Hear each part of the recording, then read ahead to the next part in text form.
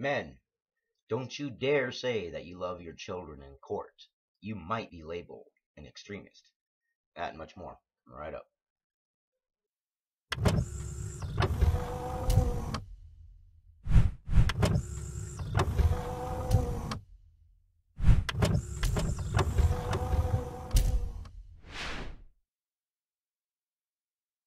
In an article that was released just this past Thursday, January 15th, 2015, in the Daily Mail, which is a United Kingdom news source, there was released this article, which is a really good article, I believe. It is in response to a book that was written by Peter Lloyd, and the book is entitled Stand by Your Manhood, a game changer for modern men.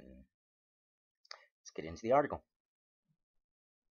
We can be rampantly promiscuous without being called slags, and we rarely have to worry about being groped on a packed bus. Nor, on the whole, are we expected to choose between raising children and pursuing a career. True, as men we generally don't worry about being groped on a bus or raped out in the street or anything like that. But as the overwhelming majority of victims of violent crime, you best believe your bottom dollar men worry about walking out at night and being stabbed, shot, beaten up, or any other number of violent crimes in which men are the vast majority of victims. Continuing. But for all the advantages of being male, I'm trying to think right now of a single advantage I have as being a male.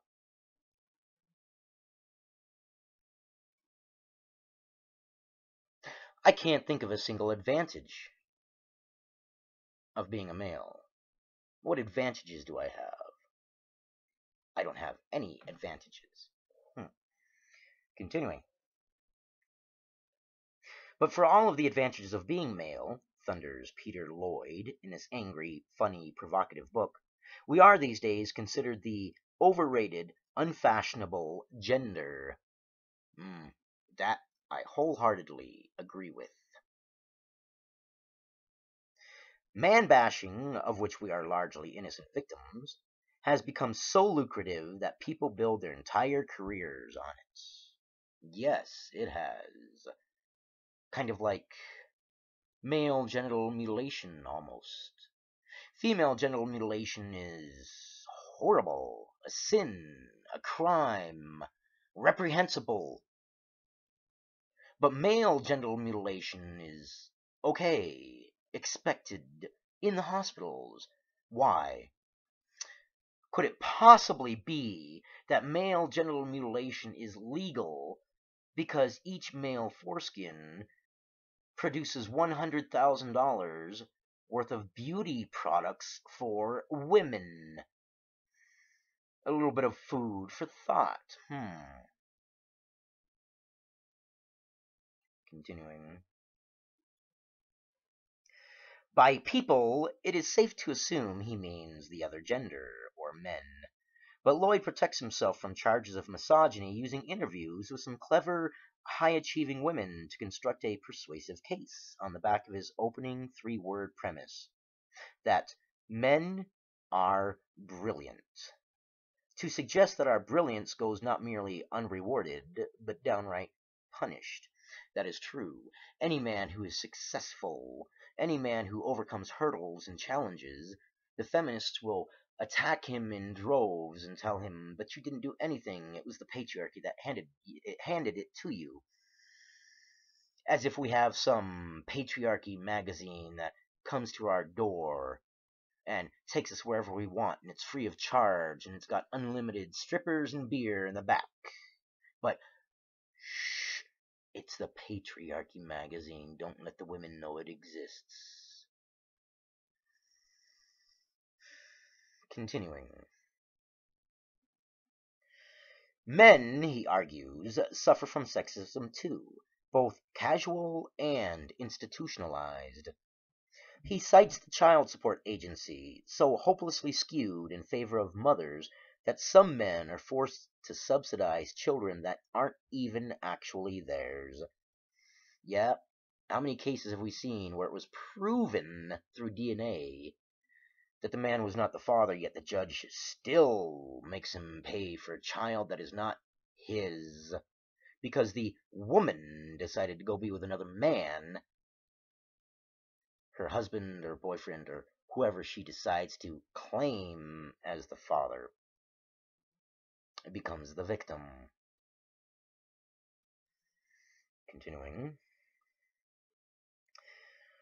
And they may do this without any redress against the so-called paternity fraud. That's right. How many times have you heard a woman charged with paternity fraud? Twice that I know of. Might be an interesting Google search. Nor are the famous exempt from the iniquities of the law. Bob Geldof tells Lloyd that he was very nearly bankrupted by the fight for access to his 3 daughters by Paula Yates. The whole system is disgusting, says Geldof. I remember a court clerk at my trial telling me, whatever you do, don't say you love your children. Family courts consider men who articulate this as extreme. It was madness. Imagine that. You go to court, and because you say and you profess your love for your children, because you have this thing dangling between your legs, the simple act of saying that you love your children makes the court think that you are an extremist. Societal roles placed upon men and women, mostly by feminism, not the patriarchy. The patriarchy did not assign this role to men. Feminism assigned the role to men. Men love their children. We love our offspring. We will die for our offspring. But feminism has instilled in the court system that a man who professes his love for his children is obviously extremist because, come on, no man actually loves his child, right, feminists? Does this sound like a patriarchy thing or a matriarchy thing? Sounds kind of like a matriarchy thing. No patriarchy would demonize men. We don't live in a patriarchy. We live in a matriarchy. Continuing. For further evidence of a gender imbalance, Lloyd turns to the NHS. Prostate cancer kills 4 times more men than cervical cancer does women. Yet still, there is no official screening program. Of course there isn't. Men are disposable. We are built to die and suffer, and that is the only thing in the eyes of feminists that we are capable of doing. And feminists are ever more apt and joyous to fetter us towards that end. Continuing. On average, men die 5 years earlier than women and are more vulnerable to 9 of the 10 deadliest killers, yet receive quantifiably worse care. A leading professor of genetic epidemiology assures Lloyd that Britain's healthcare system actually discriminates against men. Your health, men. Your very lives, men. If that doesn't make you angry for yourself, turn around and look at your male children. The young child that has a penis walking down the street. If you don't do it for your own life, do it for theirs. Stand up and say men's lives matter too. Don't they? Continuing. Then there's the workplace. Oh, yes. The workplace. Where men are systematically discriminated. The workplace. Second only to college in misandry and hate for men. Then there's the workplace. We might throughout our lives be drip-fed the statistic that men are better paid than women, but it is thoroughly misleading. Yes, there's a wage gap, but it's the difference between the average earnings of all men and all women, not taking into account different occupations or varying levels of expertise and experience. The notion of a male-female pay disparity has been debunked by world-renowned economists, add Lloyd, name-checking Harvard professor Claudia Golden and Lawrence Katz, but not, alas, providing them with their respective salary details. His barrage of indignation is, at its most, entertaining when it dies under the duvet. We hear all the time that men are crude, mechanical, and goal-driven in bed, he says, whereas women prefer to operate more lovingly. Excuse me, my voice cracked. Must be thinking about all the feminist bullshit. That might in general be so, but it is a result of physiological differences, not a clash of sensibilities. He hears from a female psychologist, Dr. Tara Palmatier, that the idea of innate goodness in women and innate badness in men is one of the most emotionally destructive feminist fairy tales. But it endures all the same. Lloyd notes that a fully 38% of victims of domestic abuse are overlooked by most campaigning groups and refugee charities. Why? Because they're men. Why else? Despite what we're constantly led to believe, domestic violence is not, it seems, overwhelmingly perpetrated by the male of the species. Lloyd claims validation from the Office for National Statistics, no less. Let me reread that so it makes more sense to you.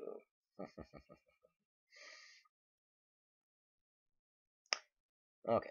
Lloyd claims validation from the Office for National Statistics, no less, in stating that in 2012 and 2013, more men than women were abused by a spouse.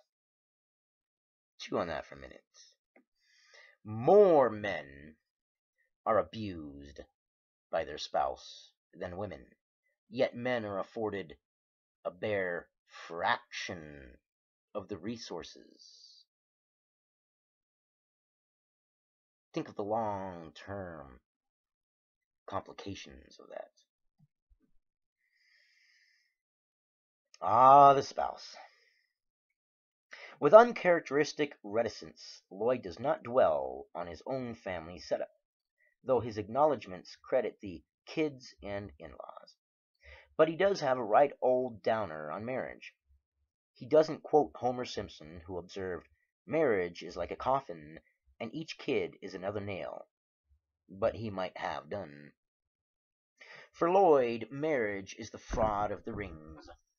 In Britain, the vast majority of divorces are filed by women, and no wonder, he asserts, given how indulgently they are treated by the courts, of course.